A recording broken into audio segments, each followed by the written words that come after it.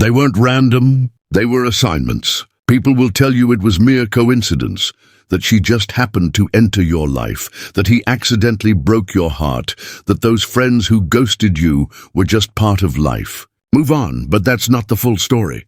That's the narrative people tell themselves to avoid confronting the deeper truth. Carl Jung didn't believe in randomness. He believed in patterns, archetypes, and soul contracts. He believed life doesn't simply happen to you, it reveals you. As he said, until you make the unconscious conscious, it will direct your life and you will call it fate. Pause for a moment. What if that breakup wasn't meant to hurt you, but to shatter your illusions? What if the betrayal wasn't bad luck, but a divine interruption meant to redirect you from a toxic path? The universe doesn't send people, it sends mirrors. People appear in your life to reflect what you refuse to see, your fears, your wounds, your worth, your recurring patterns. The one who loved you then left. They showed you how attached you had become to temporary things. The one who manipulated you with tears. They revealed the part of you that still believes love must be earned through suffering. The one who walked away without closure. They taught you that the closure you were seeking resides within you. So no, it wasn't random. None of it. It was spiritual surgery. It was your soul summoning exactly what you needed, not what your ego wanted, but what your growth demanded. Sometimes God doesn't send angels to comfort you. He sends people to trigger you, so that the parts of yourself that still need healing can no longer hide. This isn't about blame. It's about awakening. Every person you've ever loved, hated, feared, or obsessed over was never a mistake.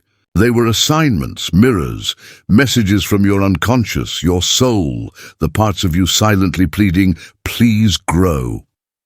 Carl Jung didn't study people merely as individuals. He studied the patterns behind them. And when you begin to do the same, you'll stop asking, why did they hurt me? And start asking, what were they trying to teach me? That shift, that's when the healing begins.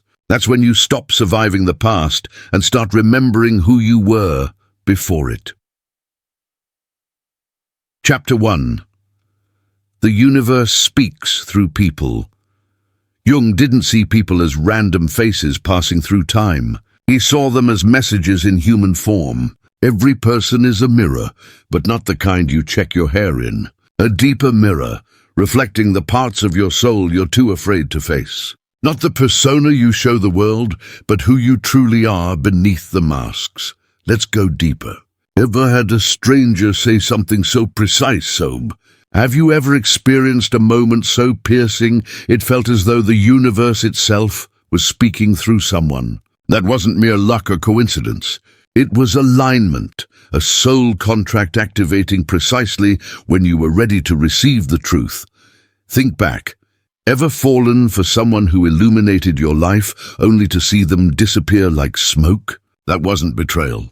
It was your shadow manifesting in human form, showing you the parts of yourself you've suppressed, denied, or avoided healing. We like to think we choose people, but often they are chosen for us by forces far greater than our plans, by the unconscious. The universe doesn't send comfort. It sends clarity. People are, in essence, assignments. Some arrive as gentle guides, quietly nurturing the cracks in your soul when you're too weary to fight. Others are teachers, challenging your thoughts, patterns, and ego. And some, the destroyers, are granted divine permission, not to harm, but to dismantle the false foundations you've built your identity on. These people don't appear to make life easy. They show up to reveal the truth, to bring unconscious wounds to the surface so they can finally be transformed. Carl Jung believed that until you confront what lies within, the external world will keep sending people to trigger it. Your soul doesn't seek comfort. It seeks truth, freedom, and wholeness. Sometimes the path to that wholeness requires walking through the fire someone else ignites. Here's a key insight often overlooked. The more you heal, the less chaotic the people you attract become. Internal change reduces the universe's need to send teachers disguised as heartbreak, betrayal, or pain. Heal the wound, and the reflection you see changes. Next time someone enters your life, pause and ask, what part of me are they reflecting? What lesson are they here to teach? What truth are they unlocking within me? When you approach relationships this way, you stop labeling people as mistakes and start honoring them as messengers, even the painful ones. Chapter 2.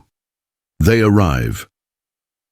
When you're ready to grow, consider this. Every person who has entered your life didn't just appear, they were sent. Carl Jung argued that people aren't coincidences.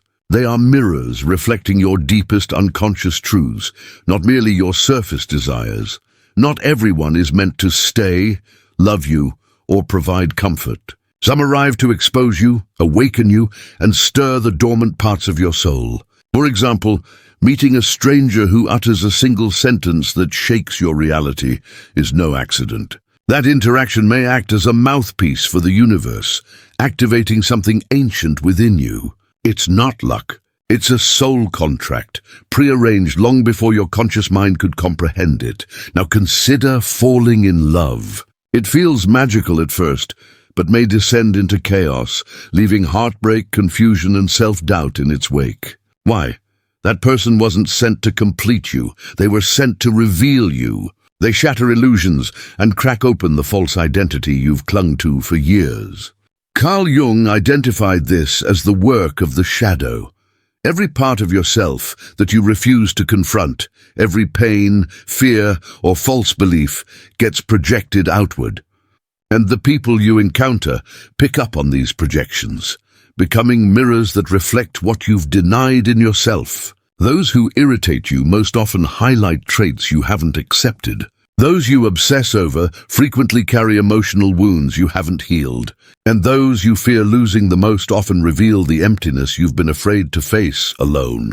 People do not simply appear by chance. They arrive intentionally, strategically, and even spiritually. Some serve as guides, others as messengers, and some as forces of disruption with a higher purpose. They dismantle the ego, remove your masks, and compel you to confront the pain you thought was buried. Though the process is painful, it is sacred. From a Jungian perspective, this is the path to individuation, the journey to becoming whole by integrating every lost, broken, or exiled aspect of yourself. You do not achieve your higher self merely by reading books. You achieve it by enduring and learning from those placed in your life to challenge your illusions. The friend who betrayed you was not evil. They were a mirror revealing your abandonment wounds. The partner who triggered your deepest insecurities reflected what your soul had been avoiding. Those who left without closure were teachers, showing that true closure comes from within. No one outside can complete what remains unresolved inside you. As Jung said, until you make the unconscious conscious, it will direct your life, and you will call it fate. Yet most people spend their lives running from the very triggers meant to awaken them. But what if the trigger is the teacher? What if the person you can't forget continues to linger in your energy, not because they are meant to return, but because the lesson they brought hasn't been fully absorbed? Here's the reality. Every human interaction carries valuable information. Every relationship is a spiritual classroom, and every heartbreak serves as a curriculum for transformation. So instead of asking, "Why did this happen to me?" ask, "What is this trying to teach me?" The universe doesn't communicate through words. It communicates through people. And when you gather the courage to truly listen, you'll realize it wasn't punishment you were receiving. It was preparation. Chapter 3. The wound is where the light enters. It's natural to resent those who hurt us, to replay the betrayal, to harbor anger at the silence, and to curse the pain. But what if they weren't adversaries? What if the people who broke you were actually sacred messengers, disguised as chaos? Carl Jung recognized this better than anyone. He didn't view suffering as punishment, but as a gateway. He said there is no coming to consciousness without experiencing pain, because the soul doesn't grow through comfort. It grows through cracks. Those who broke you open were never random. Their role was precise: to shake you from your false self and eliminate the parts of you built on fear, people-pleasing, and survival instincts. Consider the person who betrayed your trust. It hurt deeply, yes, but that pain forced you to examine who deserves your energy. That lover who abandoned you without explanation, it broke you, but it also strengthened you. It taught you to generate your own light, to stop relying on someone else's guidance to find your path. That friend who grew distant when you needed them most, it challenged you, but also reshaped your understanding of trust. Their absence stung, but it also revealed a profound truth. Not everyone deserves a place at your healing table. These experiences aren't mere stories. They are initiations, sacred fires, invitations to a deeper self. This self isn't defined by who remains, but by who you become when they depart. Jung taught a vital lesson. The wound is the birthplace of breakthrough. Those who cause you pain are, in a sense, the midwives of your transformation. Power doesn't come from avoiding pain. It comes from learning to transform it into purpose. Yes, they hurt you, but in doing so, they unlock doors within you that would have stayed closed otherwise. You stopped giving blindly, stopped tolerating nonsense, and began valuing your own presence. You started healing the childhood beliefs that whispered, "You're not enough unless someone needs you." So don't curse them. Thank them. Thank them for doing the work your comfort zone couldn't.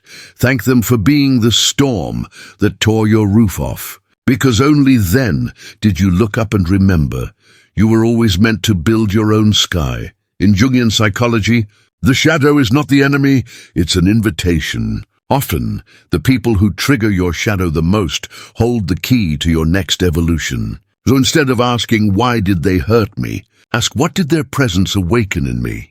Healing begins there, not by forgetting what happened, but by remembering the lessons it brought. That's how the light enters. Chapter 4. Souls travel in packs. Have you ever locked eyes with someone for the first time and felt like your conversation had started lifetimes ago? That unexplainable sense of déjà vu, that deep recognition without reason, as if your soul whispered, "Oh, it's you again." That isn't chemistry, it's recognition. A memory not of the mind, but of the soul. Carl Jung believed that beneath individual psyches lies the collective unconscious, a vast spiritual blueprint where soul memories exist, untouched by time or space. It's why you can meet a complete stranger and feel safer, more understood, more connected than with someone you've known for years. Sometimes the body meets for the first time, but the souls have already danced together. This isn't fiction, it's resonance. Some souls enter your life not to teach something new, but to remind you of what your soul already knows. You say, "I've known you forever," but what you truly mean is, "My soul has been waiting for this reunion." These aren't just relationships, they're revelations. Some last a moment, some stay for years, and some appear only to crack you open before leaving, because their purpose is complete. Soul contracts, agreements made before this life, sealed in energy and intention, dictate these encounters. Some are here to love you. Some are here to challenge or trigger you. Some are here to awaken you from unconscious living. You don't attract these souls. You remember them. And when that remembrance occurs, the universe seems to pause. Everything aligns, the noise fades, and for a brief moment you step outside time into a space your soul has visited before. Carl Jung understood this deeply. He didn't just study minds, he studied timeless bonds. He said, "The meeting of two personalities is like the contact of two chemical substances. If there is any reaction, both are transformed." That's exactly what these soul meetings do. They transform you, not always gently, not always beautifully, but always spiritually. The soul doesn't seek consistency, it seeks growth. And growth often comes through people who make you feel simultaneously safe and alert, comfortable, yet alive. So when you meet someone and something inside you feels eternal, trust it. This isn't fantasy. It's a contract unfolding, a reminder from the universe that you're not alone. You're traveling within a soul network, scattered across timelines, reunited by purpose and connected through destiny. These connections are sacred. Honor them, even those that ended in tears. Because even if the ending was human, the meeting was divine. Some souls stay, some teach, some leave. Not everyone who enters your life is meant to stay forever, and that's not failure. It's design, soul architecture. Some come like cherry blossoms, delicate, breathtaking, brief. Their beauty lies in impermanence, showing you magic before vanishing, not to hurt but to remind you that true beauty can only be experienced, never possessed. Others arrive like storms, unpredictable, intense, raw. They break down your old self, but leave clarity, strength, and foundations you never had before. And then there are the invisible roots, souls who quietly support you in your darkest hours, holding you when you forget how to stand. Carl Jung believed every soul encounter is symbolic. There are no coincidences, only inner reflections meeting outer realities. Clarity comes when you look inside. Who looks outside dreams? Who looks inside awakens. Relationships are invitations to awaken.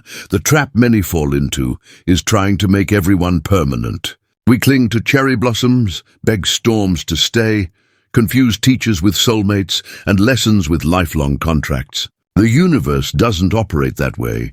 It sends people according to your level of consciousness. Once the message is delivered, some leave because their mission is complete. Don't resent it, honor it. What matters is what they awakened in you while present. Self-worth, mirrored wounds, the feeling of being seen. Every encounter echoes something bigger, rewriting subconscious scripts and birthing a new version of you. Instead of asking why they didn't stay, ask what part of yourself they helped you discover. The friend who ghosted may have taught you not to beg for loyalty. The lover who vanished may have shown the power of self-closure. The mentor who disappointed you may have encouraged trusting your own wisdom over idolizing others. This isn't abandonment, it's spiritual redirection. Chasing those meant to leave delays the arrival of those meant to stay. Let them go with love, gratitude, and understanding. Not every chapter needs a villain. Some departures are peaceful because their purpose was fulfilled. Honoring exits aligns the next arrival. Sometimes people leave without explanation, no warning, no final conversation, no apology. Just silence, louder than any goodbye. It leaves you replaying moments, searching for closure, as if it were owed to you. The truth is, they left because their role was complete. Their presence served its purpose. Their scene reached its final line. Carl Jung said, "What you resist persists." Resisting their departure traps you in grief and obsession over a chapter already closed. The pain isn't that they left. It's resisting their leaving. We're conditioned to believe every connection must last, that true love and friendship never leave, but that's a story, not reality. Some souls come to awaken you, not to accompany you. They arrive to challenge, reflect, and push you beyond comfort, triggering evolution. Once their role is complete, they disappear, not as punishment, but as a natural conclusion. Yet we often cling, mistaking duration for significance.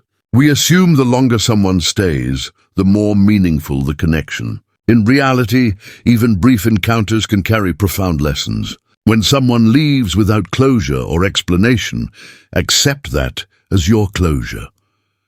Closure isn't something they provide, it's something you grant yourself. You don't need their words to make peace with your journey. You don't need their approval to reclaim your power. Instead, reflect, what did their presence awaken in me? What version of myself emerged through that struggle? What did they reveal that I was too hesitant to confront alone?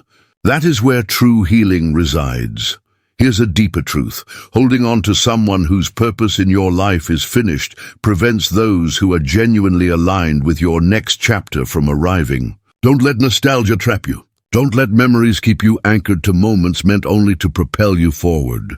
Release them, not with bitterness, not with anger, but with quiet gratitude for the lesson. Sometimes the universe doesn't provide explanations because your role is to evolve, not to understand. Take a moment, breathe, bow your head, express gratitude, even if it goes unheard. Some of the most profound goodbyes don't feel like endings. They feel like rebirth. Remember, you are also a teacher in someone else's life. While you've been reflecting on their absence, someone else has been healing because of your presence. While you've questioned why they entered your life, somewhere, someone is quietly asking why you entered theirs. We spend so much time dissecting who hurt us, who taught us, who changed us, that we forget we have done the same for others. You were never merely a student in someone else's story. You were a mirror in theirs, a catalyst, a comfort, a challenge, a safe haven. You reflected truths they could no longer ignore. Yes, you were the reason someone faced their fears. You were the reason someone released their past. You sparked transformation in a stranger, even if they never acknowledged it, even if they disappeared afterward, even if your name never crosses their lips again. That is the nature of soul contracts. Gratitude is not guaranteed, but the impact is lasting. Carl Jung didn't only study the conscious mind, he explored the architecture of the soul, how our lives interconnect like puzzle pieces, how pain binds us, how lessons are shared between us like sacred torches. We are not isolated events. We are not separate narratives. We are threads in a single divine tapestry, woven together by destiny and guided by forces beyond logic. Within this tapestry, you are not just a receiver, you are a transmitter. You have been the person someone cannot forget. You have shattered illusions. You have been the quiet voice that awakened someone else. You don't need fame. You don't need noise. You don't even need to realize the influence you've had, because your energy, growth, light, shadow, words, and silence have all been lessons in someone else's journey. So, before you grieve those who left, before you spiral into regret or self-blame, pause and understand this. You are part of the design too, not only as a seeker, but as a guide. You've been someone's turning point. You've been a sign from the universe for someone, a sacred detour guiding them out of patterns they never noticed until you arrived. This is the subtle power of being human, the unseen work of the soul. So the next time you feel small, overlooked, or replaceable, remember, you are also the answer to someone else's question. You are the lesson in someone else's growth. Even if they never say it aloud, you mattered. You made a difference. You left your mark on their journey. That's the beauty of it.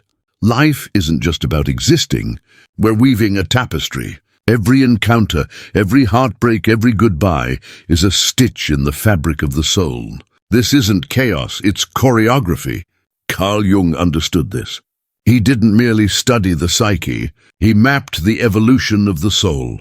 If you're reading this and have ever wondered why certain people crossed your path, why you had to feel deeply, lose significantly, or change profoundly, it may be because you weren't meant only to be transformed. You were meant to transform others too. That in itself makes you a teacher of the soul. Chapter 7, the wrong people teach the right lessons. They ghosted you. They lied. They gave just enough love to keep you uncertain, but not enough to stay. They made promises they never intended to keep, leaving you questioning whether anything was real. And the hardest part, they never gave closure. They walked away as if you didn't matter, leaving fragments of your heart behind, while you stayed up at night, trying to piece yourself together with endless questions. Here's the uncomfortable truth. They weren't a mistake. Carl Jung said, "What you deny in yourself will appear in the people you attract." Let that sink in. The person who disrespected you, they reflected your own lack of self-respect. They weren't just a source of pain, they were a teacher. The person who left you when you needed them most reflected your deepest, unconscious fear of being alone. The one who manipulated you emotionally stirred the part of you that still believes love must be earned through pain. These people weren't meant to love you, they were meant to awaken you. The most powerful lessons rarely come wrapped in comfort. They come through discomfort and challenge.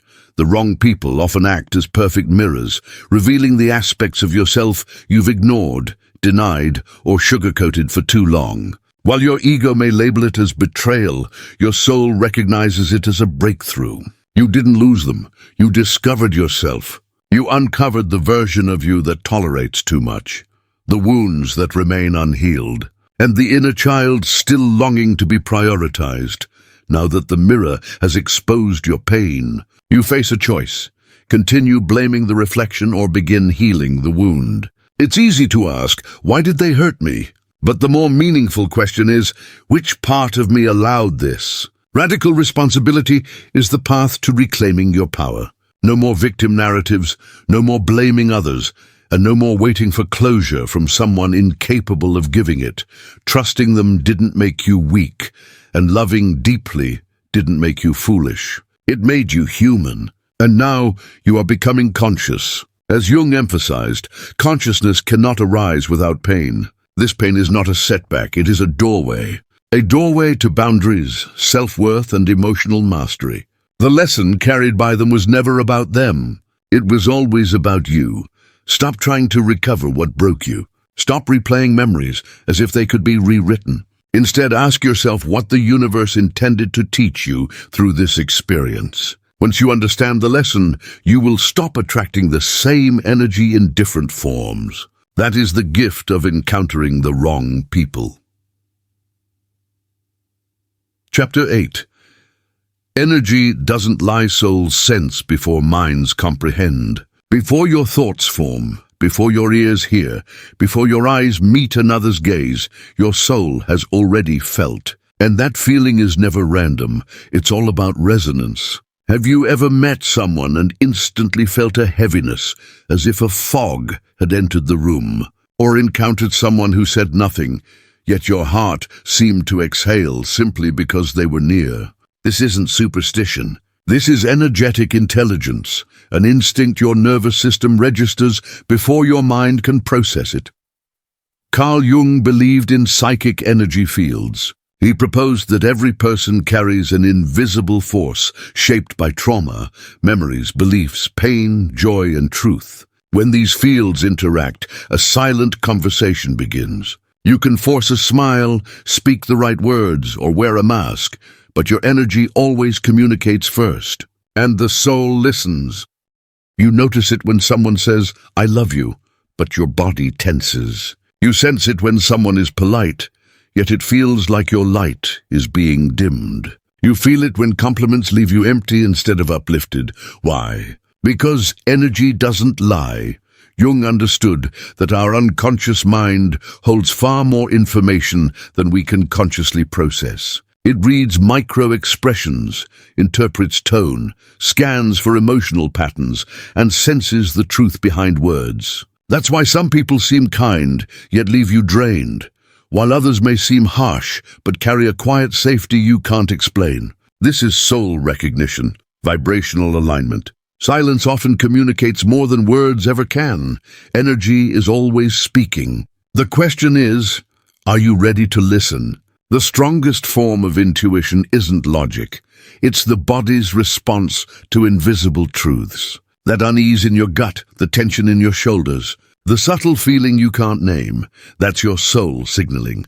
The more conscious you become, the less tolerance you'll have for people whose energy contradicts their outward behavior. Some carry chaos behind calm faces. They've perfected the act of kindness, yet their presence tightens your chest. Others carry peace in stormy eyes. They've endured hardships, yet being near them feels safe, seen, at home. Trust the signal, not the script. Those who drain you do so because they carry unhealed wounds into every space. Those who energize you have done the inner work. They've transformed darkness into presence. Jung's deepest reminder, those who look outward dream, but those who look inward awaken. When you awaken, you stop asking, why do I feel this way around them? Instead, you trust, if my soul flinches, that's enough. If my spirit expands, that's sacred. No logic needed. No proof required. You are energy. You are frequency. You are vibration. People in your life either raise your vibration or diminish it. Protect your peace, your space, and your energy. It is as vital as oxygen. Even when the mind denies, the heart is confused, or the words say, "I'm fine," your energy doesn't lie. Trust it. You don't need closure, proof, or evidence. If it feels wrong, it is. If it feels right, protect it. If it feels like home, honor it. This is how awakened souls navigate life, not with words, but through energetic wisdom. Chapter 9.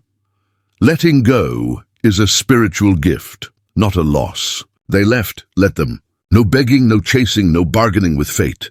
If someone could walk away from the most honest version of you, they were never aligned with your most awakened self. As Carl Jung said, you are not what happened to you, you are what you choose to become. In that simple statement lies a profound truth. Letting go isn't about losing someone, it's about choosing yourself. It's the realization that releasing isn't a breakdown, it's a breakthrough. It's not abandonment, it's alignment. Often we confuse grief with regret. We assume pain signals the loss of something irreplaceable. In reality, grief doesn't mean they were meant to stay. It means your soul has raised its standards and mourns the version of yourself that didn't yet recognize your worth. Yes, you loved them. Yes, you tried. But what you truly miss is the comfort of your old self, the one that relied on their validation to feel complete. Letting go hurts, not because they were your future, but because they were tied to a past identity you've now outgrown. You've moved beyond that chapter and entered a space where begging turns into healing, and chasing transforms into choosing. Closure doesn't come from them. It comes from within. This is where the spiritual growth begins. Letting go isn't weakness, it's wisdom. It's the moment your soul says enough. We stop apologizing for our standards. Because here's what many don't understand. Letting go isn't about losing someone. It's about releasing the version of yourself that tolerated their presence while denying your own worth. This is where transformation happens. You stop mourning someone who was emotionally unavailable and start questioning why you ever accepted crumbs as a meal. You stop pouring your energy into someone who responds with silence and begin redefining yourself as someone who no longer seeks attention they inherently deserve. You stop waiting for apologies and start expressing gratitude to yourself for finally walking away. The universe supports this release. When you let go of what you were forcing, you make space for what's meant to arrive. The right people enter your life not when your heart clings to ghosts, but when your hands are empty and your soul is open to what aligns with its truth. So let them go. Bless them. Not because they deserve it, but because you deserve peace. You deserve a life that feels more than just survival. You deserve love that allows you to be fully yourself. You deserve alignment that requires no justification. This is your spiritual freedom, not because the pain disappears, but because it transforms. For the first time, you're not asking, why did they leave me? Instead, you're asking, why did I stay so long after recognizing the truth? That question marks the start of your power, purpose, and inner peace. Here's the final reminder Jung would quietly offer to your awakening soul.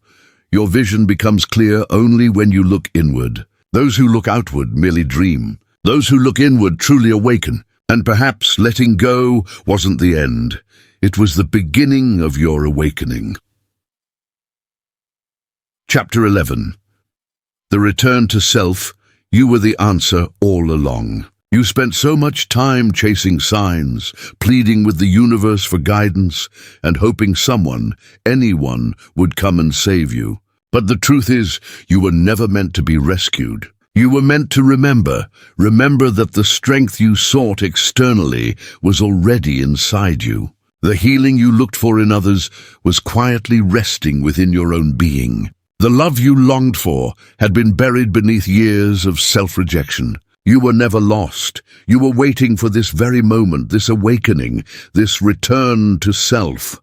Carl Jung once said, "He who looks outside dreams. He who looks inside awakens."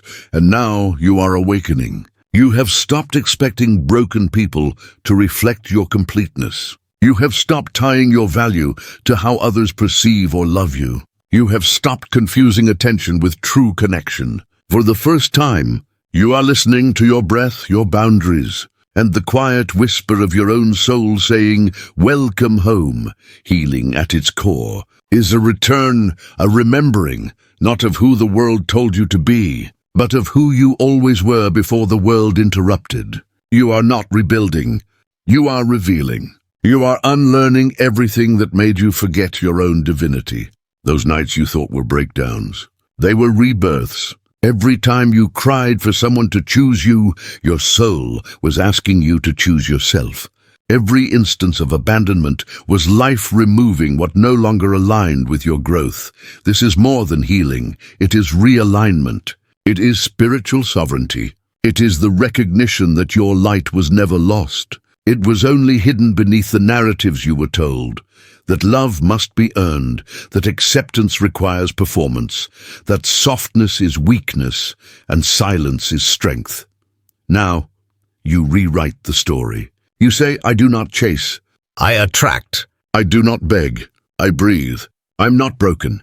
I simply needed space to remember my wholeness. Because you were never broken, you were only buried. Now that you've cleared the remnants of your past, you can rise unapologetically as the version of yourself that has been waiting on the other side of pain. This is a return to self, to soul, to sovereignty, not loud or dramatic, but quietly powerful. You don't need applause to validate your healing, nor confirmation to acknowledge your growth. You feel it in your peace, in the boundaries you uphold, and in the way you no longer tolerate what once tempted you. You are no longer who you were, and thankfully so, because that former version was built for survival. This new self, however, is built on truth, and the truth is, you were the answer all along. Chapter 12. The most profound love is the one you give yourself. You spent so long seeking it in the words, arms, and approval of others, but that love was never theirs to give. It was always yours to reclaim. As Carl Jung said, loneliness does not come from having no people around you, but from being unable to communicate the things that seem important to you. What broke you was not a lack of people, but a lack of connection with yourself, your truth, and the sacredness of your own heart. You weren't unloved. You were disconnected from your own source. You sought their attention while neglecting your own reflection. You nurtured their soul while leaving your own to wither quietly. You shared quotes about self-worth, secretly hoping someone would notice your pain. But now the pretending ends. The awakening begins. Here's the truth no one told you. The most powerful love is the love you give yourself, not romance, not validation, but the love that says, I am enough, even when I'm alone. The love that allows you to take yourself on walks without feeling lonely, to cry without shame, and to sit in silence while feeling whole. This isn't ego, it's remembrance. You are remembering the sacredness of your presence, the wildness of your heart, and the fact that no one's absence can ever diminish your existence. Remember, being loved by others was never the true goal. True healing begins when you love yourself. Peace starts the moment you stop seeking validation from others because you realize you've already been chosen by the divine, by the life within you, by the fire that drives you. You are the soulmate you've been searching for. Love yourself with the same devotion you once reserved for them. Stay present with yourself through every challenge, just as you weathered their storms. Stand up for yourself as fiercely as you believed in their potential. This isn't a lonely journey, it's a remarkable one. When you fully embrace yourself, the right people will naturally enter your life, not to fill gaps, but to honor the person you already are. Complete souls don't attract chaos. They attract reflections of their own light. So the next time you yearn for someone's attention, give that attention to yourself. The next time you wish they would show up, be present for yourself, not just with gestures, but with honesty, boundaries, and self-protection. Only you can provide the kind of love that brings peace to your mind and body. The world will continue moving. People will come and go. But you have finally arrived within yourself, and that is more than enough. The most powerful love story is the one where you choose yourself and never turn away again. Read this carefully. The people who came into your life were never random. They weren't distractions or mistakes. They were deliberate detours, subtle messages from the universe in human form. Each person arrived as a mirror. Whether they stayed or left, whether they uplifted or challenged you, they played a role in shaping who you are. Some sparked your awakening. Some tested your sense of self-worth. Some taught you the art of letting go gracefully. And some showed you how to finally prioritize yourself. They weren't meant to be permanent, but they were essential to your growth. Carl Jung once said, "The privilege of a lifetime is to become who you truly are." So here's your call. Recognize your initiation. Stop seeking closure. Begin embracing clarity. Stop asking, "Why did they leave me?" And start asking, "What part of me did they awaken? And what remains within me that still needs integration?" This journey was never about losing someone. It was always about discovering yourself. You weren't abandoned. You were guided to a higher frequency. You weren't rejected. You were redirected back to your own path. Now it's your turn. No more shrinking to fit someone else's comfort. No more begging for the love you already give freely. No more clinging to the ghosts of what might have been. This is your spiritual revolution, your energetic upgrade, your rebirth. Declare it. Drop this in the comments if you're ready to release the past and step into your power. Say it like a mantra. Say it like a promise to your future self. I trust the timing. I honor the lesson. I choose the new me. Your healing isn't just personal, it's generational, cosmic, and real. Listen closely. If this message opened something within you, stirred your soul, or reminded you that your pain was preparation, not punishment, don't just like or subscribe. Stay present. This channel isn't about going viral. It's about going inward. Not for numbers, but for truth. Not for attention, but for alignment. Before you go, share this with someone who feels broken. Remind them that they're in the process of becoming. Take the one who believes it was just heartbreak. Remind them it was a soul upgrade. And for the version of you still healing quietly, remember, you're not behind, you're not lost, you're simply remembering. Your return to self begins now.